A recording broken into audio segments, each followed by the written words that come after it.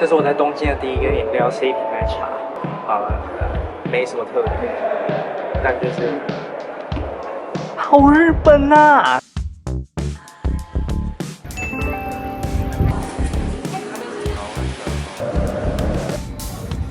我现在在那个惠比寿，然后要去吃旭旭苑，但其实我根本就一点也不饿。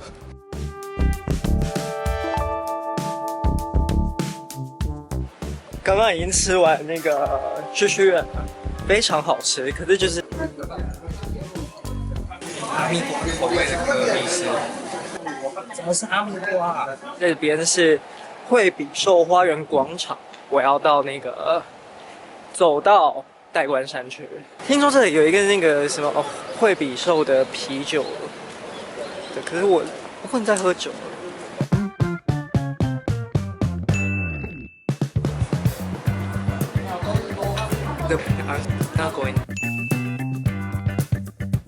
我也没有要买香水，可是我刚刚就经过那个 The Level， 然后我就太好奇，说那个东京的味道到底是什么？因为他们每个城市都有城市香嘛。然后我就在那边闻第一个，然后我不知道那个是什么，我就随便闻一个，结果呢就不是，然后我就问他哪一个是城市香，他就拿给我闻，结果最后我怎么闻就是都是那个第一个的味道，然后他就说。没关系，没关系，我喷给你，你去外面闻，你不要在我们店里闻，这边味道太多了，你绝对会闻不出来。然后就走出去，那这样，东京你到底是什么味道？我还是闻不到哎。那我不放弃，我又再来拿一次。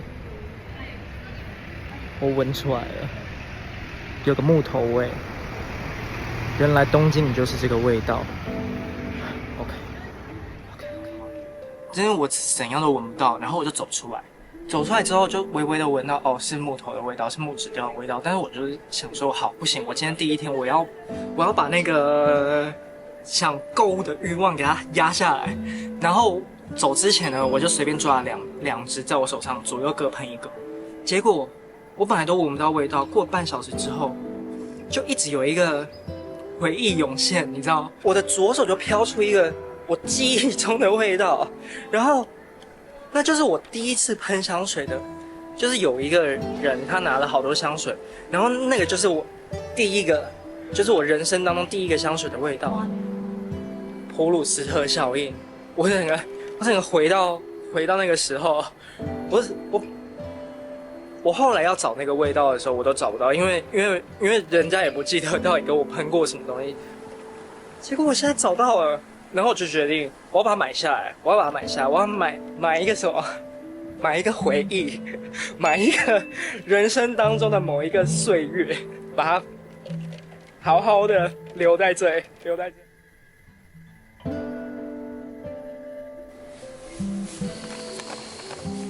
So basically, it's just really a place that you sleep. There's a camera and a microphone, so it will record you while you're sleeping, and then they'll send you a result of how you sleep then to see. I don't know. I don't know. 我们现在要去那个2121美术馆，因为我们出门怎样？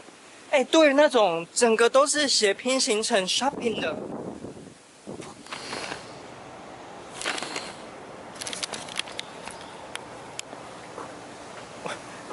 对那个很有兴趣，很想知道是什么包跟鞋子打3折。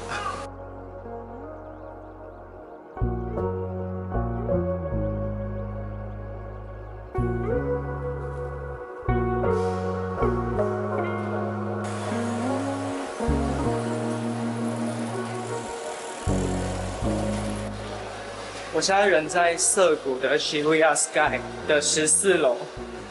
然后呢，因为在上面，因为我其实本来以为今天的天气会是不好的，因为昨天那个台风来嘛，结果台风就要来了，结果哇，现在大太阳，所以我就如期的来到了这边。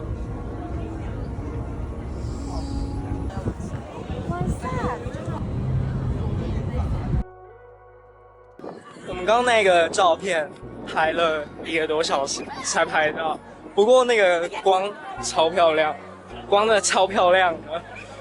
我自己是没有看我的照片啊，因为我就是那种别人帮我拍照，我就会说我不要看，因为再完美的照片你都能挑出一根头发说哦它飘起来可以再帮我拍一张嘛，所以我通常都不看照片，然后因为真的排太久，我也不好意思再麻烦别人。哇塞，这里真的好漂亮。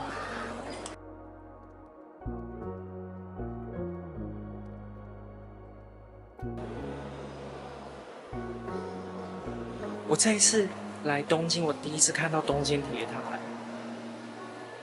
我已经来了4天5天了，我第一次看到。我现在在一个饭店的高空酒吧，然后是叫 Rooftop Bar， 然后景观超漂亮，景观超漂亮。我是朋友跟我讲的，不然我也不知道有这个地方。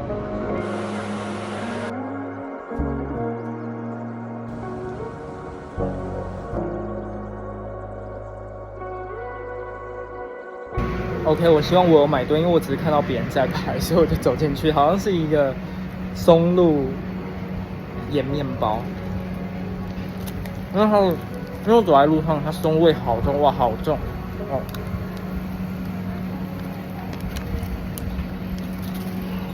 其实我是不爱松露的，我是跟风仔。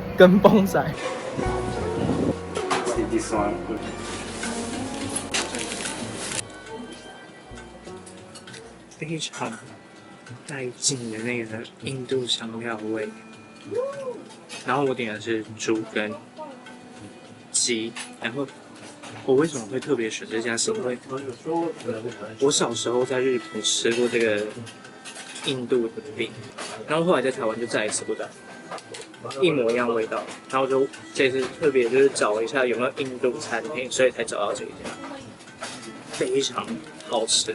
我现在嘴巴后面有一个印度香料的，非常厉害。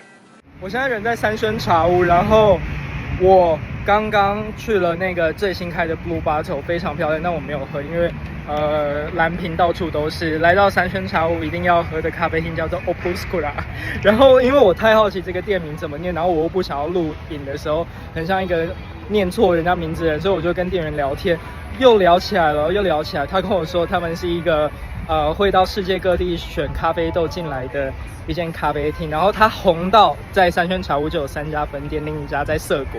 如果来到三轩茶屋的话，可以去试试看。我这一次在来之前唯一有订的一个地方就是后面那个，我现在完全知道为什么这个可以是全日本最厉害的酒吧之一，甚至是亚洲50大里面的一个非常厉害的酒吧，因为酒真的无懈可击。